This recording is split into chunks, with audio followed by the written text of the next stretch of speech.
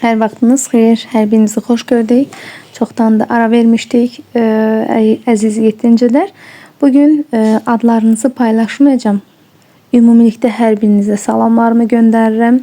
Dəyərli izləyicilərim, əziz və dəyərli abituriyentlərim, daha doğrusu kanalımın abunəçiləri, hər birinizi salamlayıram, hər birinizi çox istəyirəm. Yaxşı ki varsınız. Gözəl şərhləriniz üçün hər birinizə ayrı-ayrılıqda təşəkkürümü bildirirəm.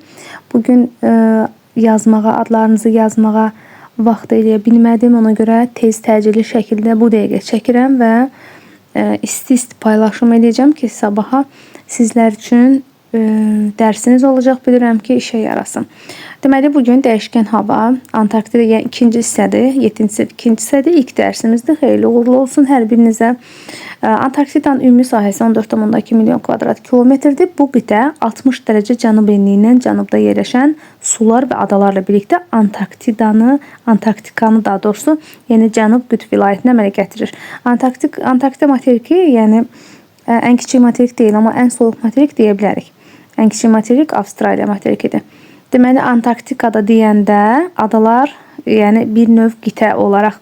Çünki biz bilirik ki, qitə anlayışı materik anlayışından daha böyükdür. Çünki qitə deyəndə ətrafındakı adalar da daxildir. Adalar, sualtı adalar, sular və hər şey. Bunlar ada olaraq, quru sahəsi olaraq təkcə öz parçası nəzərdə tutulmur. Kənardakı adalar birlikdə qitə sayılır. Və Cənub qütbündə yerləşən bu qitədə ölkə və yerli əhali yoxdur. Yəni oranın daimi yaşayanı yoxdur və niyə də yaşasınlar, o qədər soyuqda, düzdürmü? 1959-cu ildə BMT-nin təşəbbüsü ilə dövlətlər arasında Antarktika beynəlxalq müqaviləsi imzalanmışdı. Bu da Antarktikadır. Gördüyünüz kimi Antarktida materikidir. Cənub qütb dairəsindən yuxarıda yerləşir, yəni qütbə tərəf yerləşir. Müqaviləyə görə qitədə hərbi bazalar qurmaq, silahlar sınaqdan keçirmək, ərazini tullantılarla çirkləndirmək, faydalı qazıntılar çıxarmağı qadağan olmuşdu. Yəni bəzən insanlar düşünür ki, orada atom partlayıcısından, nə bilim, orada hərbi sınaqlar, silahları sınaqdan keçirmək üçün hər şeydən istifadə edirlər. Antarktidada bunları edirlər, amma əslində bunlar hamısı qadağan olunmuşdu. Antarktida sülh materiki kimi qəbul olunur. Müqavilə 60 cənub enliyindən cənubda yerləşən əraziləri, yəni 60-90 enliklər arasındakı ərazilərdə elmi tədqiqatların məlumat mübadiləsinin aparılmasını əhatə edir. Bu da Qütb Əməkdaşlıq Araşdırma Mərkəzi, QEAM qısaldılmış forması. Deməli, qitədə müxtəlif ölkələr tərəfindən qurulmuş tədqiqat stansiyaları, qurulmuş tədqiqat stansiyaları fəaliyyət göstərir. Belə stansiyalardan biri də təxminən 90 dərəcə cənub enliyində yerləşən Amerika Birləşmiş Ştatları Amundsen-Scott Cənub qütb stansiyasıdır. Burada Amundsen-Scott Cənub qütb dairəsini kəşf edən səyahətçilərdir, tədqiqatçılardır. Amundsen və Scott ayrı-ayrılıqda, yəni insanlardır. Onlar Cənub qütbdəsi. Antarktidanı amma kəşfindən yazmayıb da. Antarktidanı Bellingshausen və Lazarev kəşf edib 19-cu əsrdə. Amundsen-Scott Cənub qütb stansiyasında təqribən 200-ə yaxın alim və tədqiqatçı fəaliyyət göstərir və orada yaşayırlar. Qış mövsümündə tədqiqatçı alimlər əlverişli şərait və istixanada yerləşdirilən məhsullarla təmin edilirlər. Yəni hər cür şərait var. Amma mən düşünürəm ki, yenə də gedib orada yaşamağı, orada işləməyi mən şəxsən razı olmazdım. Hər insanın başqa fikirləri var. Yəni bir istixanada yaşamaq, orada düşünürəm ki, mənasız tədqiqatlar aparmaq o dərəcədə məntiqli deyil. Ömrümü ona yəni fəda eləmərəm. Antarktida yer kürəsinin ən soyuq, ən küləkli, bəli, onu bilməlisiniz, ən küləkli ərazisidir və ən az yağıntı düşən qitə olmasına baxmayaraq, tədqiqatçılar burada qalıb çalışırlar. Qitədə davamlı olaraq tədqiqatlar aparılır. Buna görə də insanlar xeyli müddət sərt iqlim şəraitində yaşamalı olurlar. Bu da bunların günlük həyat rutinləri çox qəşəng, çox mənalı keçirirlər. Şəkildə də göründüyü kimi çox xoşbəxtdirlər. Antarktida güclü küləklərin əsdiyi buz səhrasıdır. Az miqdarda və qar şəklində düşən yağıntıların çox hissəsi okean sahil ərazilərə düşür. Yəni materikin tam mərkəzinə düşmür. Kənarlara, okeanla təmasda olan yerlərə düşür. Yağan qar sərt soyuq hava şəraitinə görə ərimir və tədricən toplanaraq buz qatının yaranmasına səbəb olur. Burada buzun qalınlığı orta hesabla 1,6 kilometrdir. Antarktida buzları dünyada olan bütün buzların təqribən 90%-ni təşkil edir.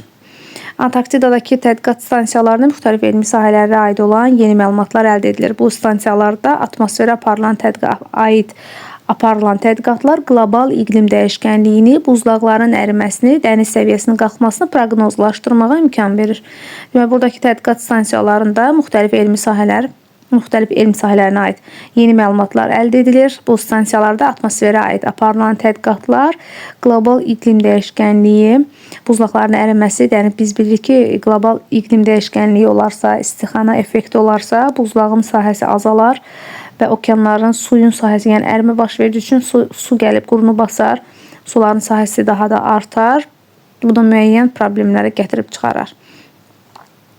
Bu iki dərsi, daha doğrusu bir dərsin izahlarına gəlin keçək. İzahlarını verim tapşırıqları və sabah çalışacağım yeni bir dərsimizi paylaşım. Deməli, A şəklini və mətninə əsasən sualları cavablandırın. Antarktidanın coğrafi mövqeyi hansı xüsusiyyətlərlə fərqlənir? Antarktida qütb dairəsindən cənub qütb enliklərində yerləşir. Cənub coğrafi qütb nöqtəsi də buradadır. Qütb mövqeyinə malik olduğu üçün günəş istiliyi azdır. Buna görə də qitə soyuqdur. Antarktida digər qitələrə necə təsir edir? Antarktida az istilik aldığı üçün burada yalnız buz qatı var, qalın buz qatı var.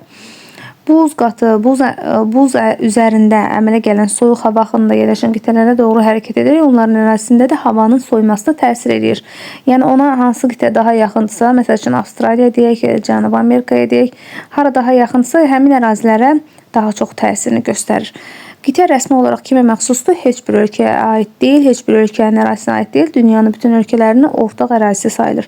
Antarktida beynəlxalq müqaviləsinin məqsədi nədir? Bunlar hamısında özünüz də bilirsiniz ki, bunlar haqqında kitabda ətraflı məlumat verilir ki, müqavilə Antarktida qitəsinin təbiətini öyrənmək, yeraltı yerüstü sərvətlərini qorumaq, təbiətə ziyan vuran insanların fəaliyyətini məhdudlaşdırmaq, dünyada baş verən iqlim dəyişkənliyini tədqiq etmək məqsədi daşıyır.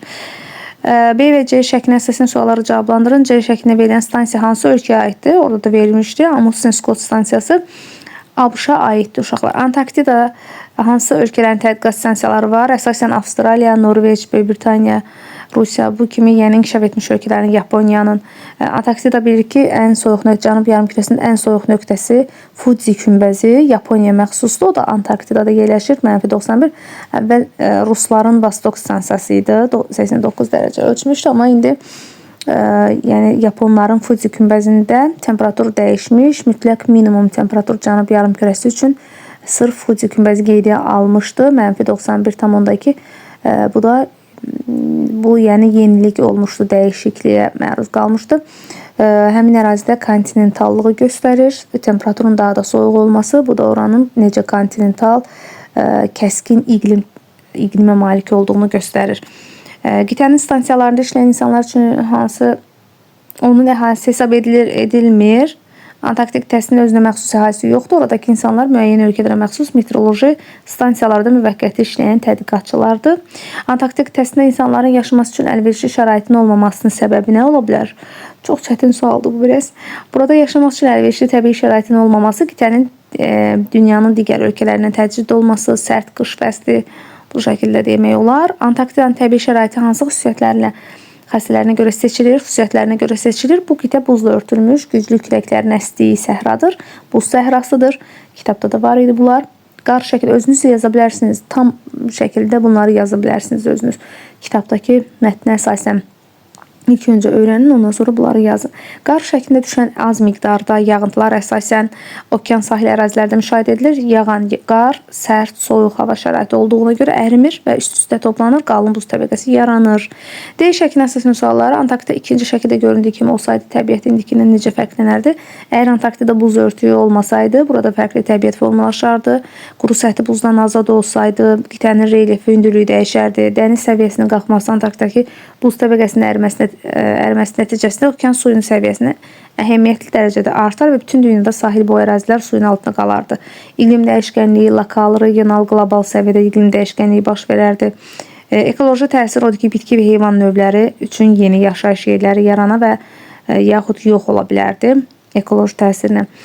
Resurslardan istifadə, yeraltı təbii sərvətlərin çıxarılması da mümkün olardı. Məskunlaşma odur ki, insanların burada yaşamaları üçün əlverişli şərait yaranardı.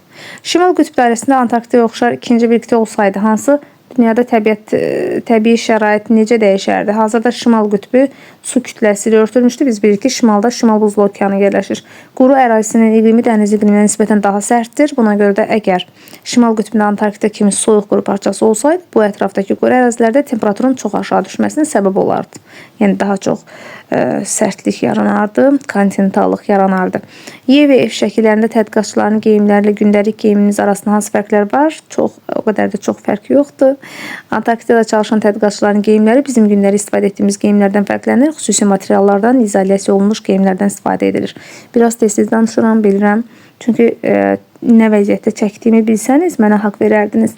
Bu videonu tez sizlər üçün, daimi izləyicilərim üçün, abituriyentlərim üçün, şagirdlərim üçün çəkirəm ki, sizlərə əlinizdən tutsun, işinizə yarasın. Bu dəqiqə o vəziyyətdə çəkirəm videolarımı uşaqlar. Əziz daimi izləyicilərim, kanalımın abunəçiləri. Antarktidada aparılan tədqiqatların əhəmiyyəti nədir? Antarktidada baş verən hava hadisələri bütün yer planetində, həmçinin atmosferdə müşahidə edilən proseslərin tərkib hissəsidir. Burada aparılan tədqiqatlar hazırda hava, iqlim dəyişmələri və ekoloji problemlərin nəticələrinin bütün yerə təsirini və onların həlli yollarını müəyyən edilməsi üçün mühüm əhəmiyyət kəsb edir. Siz bu qədər uzun yazmaya da bilərsiniz. Əsas oda dərsin, sualın mahiyyətini anlayın, öz istədiyiniz kimi də yaza bilərsiniz. Yəni, tədqiqatların əhəmiyyəti nədir? Burada deyir ki, aparılan tədqiqatların hansı köməkləri var? Antarktidadakı hava hadisələri yer planetinin həmçinin atmosferdə müşahidə edilən, yəni atmosfer yerin hava təbəqəsidir. Yerin hava təbəqəsində müşahidə edilən proseslərin tərkib hissəsidir. Burada aparılan tədqiqatlar hazırda hava, iqlim dəyişmələri və ekoloji problemlərin nəticələrinin bütün yerə təsirini və onların həlli yollarının müəyyən edilməsi üçün mühüm əhəmiyyət kəsb edir. Qlobal ekoloji problemlər, yəni bütün yer kürəsinə təsir edir, nəinki Antarktidaya və buradakı aparılan tədqiqatlar da bunu bir daha sübut edir. Belə uşaqlar, dərsimiz bugünlük bu qədər. Hər birinizə uğurlar arzu oluram. Gələn dərslərimizdə mütləq adlarınızı çəkəcəm. Mütləq hər birinizə şəxsi şəkildə salamlarımı göndərəcəm. Sevgilərimi göndərəcəm. Gecəniz xeyirli qalsın.